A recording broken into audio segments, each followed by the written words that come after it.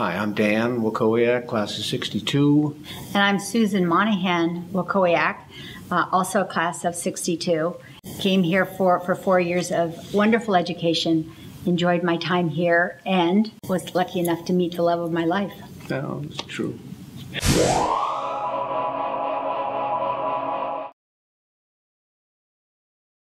We had the nuns that had tradition, so the guys had diocesan priests who came from all over, so a little different. In those early years at the men's college, particularly, we were not as well organized as the women's college, not nearly. Yeah, the separation was physical. Certainly, we had the street running through both campuses, men on one side, women on the other side, and the women at women's college was very fussy about intermingling.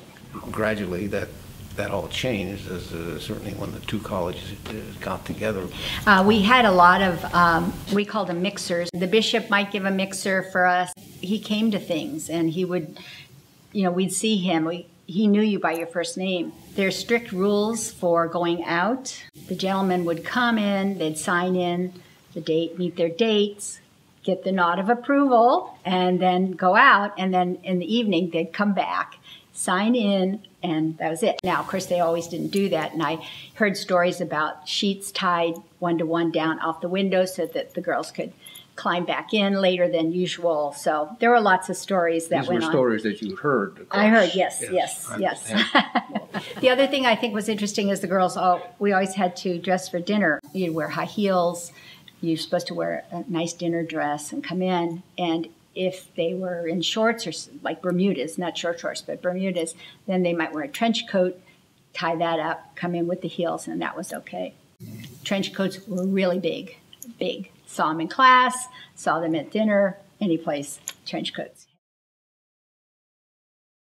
When we were here, we were called the Pioneers the first years that we were there. We had a major football team, and they used to call us the Notre Dame of the West. And that was one of the ideas, to have a really great football team to, I guess, spirit the whole thing. That was a big deal 50 years ago. We had a lot of student workers who did things to help beautify the school. Some of my friends who in the art department made some of the mosaic pictures that are in the church and in different areas like that. And I think it helped develop a real sense of belonging as far as, it was really our university. It wasn't something we just came to. It was like, hey, we're building this up. Keep in touch with the university, take advantage of what's offered, because this campus really is open to university graduates.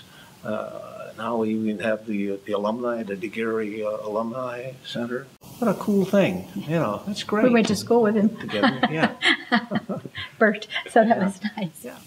I think just the idea of, stay with your people that you got to know and cared about during the time, it's fun to keep in touch.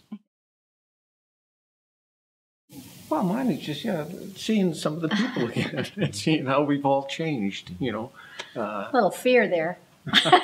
Are they going to recognize you? Yeah, and it's interesting talking to our ex-classmates now and seeing what they've done and what they've done in terms of family and experiences. It's just very gratifying. No, and I think too that we're really very proud to be alumni USD.